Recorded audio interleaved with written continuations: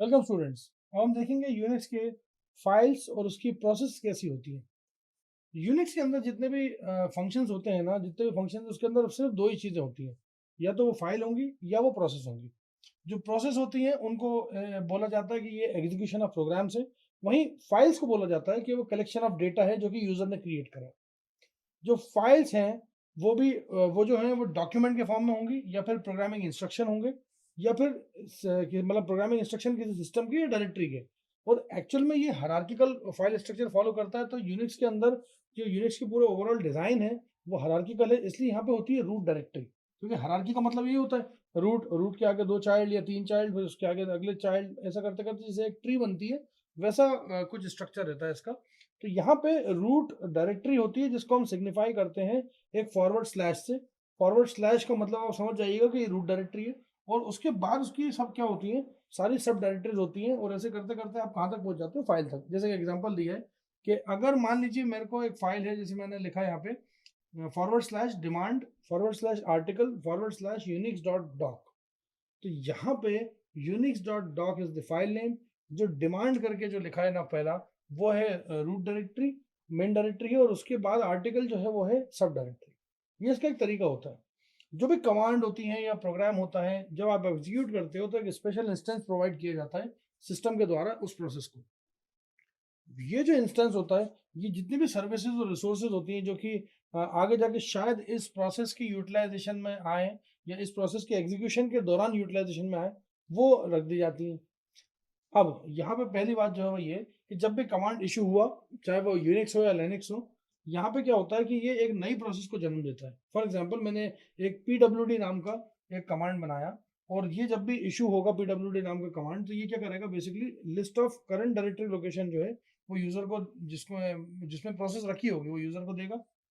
उसके बाद यहाँ पे टोटल जो है 5 डिजिट के आईडी नंबर एलोकेट कर दिए जाते हैं। वो 5 डिजिट के आईडी नंबर जो है वो यूनिक्स, और चाहे यूनिक्स हो चाहे लिनक्स हो, दोनों क्या करते हैं उसमें प्रोसेसेस का अकाउंट क्रिएट करते हैं। अब मान लीजिए कि एक प्रोसेस का अकाउंट क्रिएट कर रहे हो और आप 5 डिजिट का कोई नंबर ले रहे हो, इसको बोलते हैं क्या है, प्रोसेस आईडी, जिसको पीआईडी भी बोलते हैं। पीआईडी आपको जनरली सुनने मिलेगा। तो क्या होता है, प्रोसेस का आईडी। मतलब जैसे यूनिवर्सिटी में आप एडमिशन लेते हो तो आपको रोल नंबर मिल जाता है, वैसे यहाँ पे प्रोसेस को क्या मिल जाता है, यूनिक्स और लिनक्स क्या करते हैं, पीआईडी दे देते हैं। हर एक प्रोसेस जो होते हैं सिस्टम के अंदर, उसका अपना खुद का एक यूनिक पीआईडी होता है। अगर मान लीजिए कोई पीआईडी इस्तेमाल हो चुका है तो उसको दोबारा हम नए प्रोसेस को दे सकते हैं, क्योंकि सारे पॉसिबल कॉम्बिनेशन अगर इस्तेमाल हो गए तो जाहिर सी बात है कोई नया प्रोसेस आएगा तो हमें जो ऑलरेडी हम पीआईडी इस्तेमाल कर चुके हैं किसी और प्रोसेस के लिए, जो कि प्रोसेस आके जा चुकी है, तो उसको भी हम दे सकते हैं। अब यहाँ पे जो भी आपकी यूनिक, जो आपकी यूज्ड पीआईडीज हैं, जो पुरानी जिसको आपने नई प्रोसेस को दिया है, वो सारे के सारे पॉसिबल कॉम्बिनेशन के होने के बाद यहाँ पे क्या होता है कि एक बात तो तय रहती है कि दो प्रोसेस जो हैं एट अ सेम टाइम उनकी पीआईडी सेम नहीं हो सकती। क्योंकि पीआईडी का ट्रैक रिकॉर्ड आपको रखना है, और वो ट्रैक रिकॉर्ड अगर आपने नहीं रखा तो गड़बड़ हो जाएगी। तो यहाँ पे प्रोसेस जो है वो दो तरह से चलती है, जो आपको यूनिक्स में चलती हुई दिखेंगी। एक होती है फोरग्राउंड प्रोसेस, और एक होती है बैकग्राउंड प्रोसेस।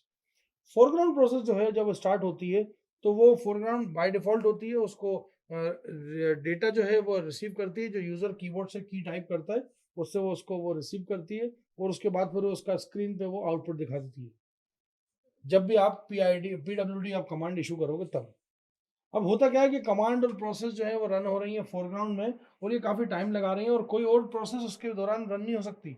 और इवन यहाँ पे यहाँ तक की है कि आपका प्रोग्राम जब तक उस वहाँ से बाहर नहीं आएगा, जब तक पूरी प्रोसेसिंग से बाहर नहीं आएगा, कोई और प्रोग्राम अंदर भी नहीं घुसेगा। वहीं बैकग्राउंड प्रोसेस जो होती है, बैकग्राउंड प्रोसेस के अंदर कोई कीबोर्ड इनपुट की जरूरत नहीं होती, और कि वो वेट करे कीबोर्ड इनपुट का और कीबोर्ड इनपुट के बाद आगे बढ़े।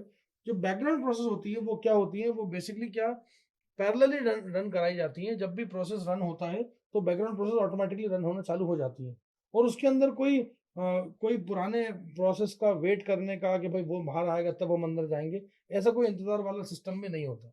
जैसे कि बैकग्राउंड प्रोसेस में आपने देखा कि फोरग्राउंड प्रोसेस के अंदर ऐसा होता था कि वहाँ वेट करना पड़ता था, यहाँ पे वेट भी नहीं करना पड़ता। तो ये छोटा सा एक नमूना था कि फाइल्स और प्रोसेस कैसे काम करती हैं यूनिक्स के अंदर। Thank you so much.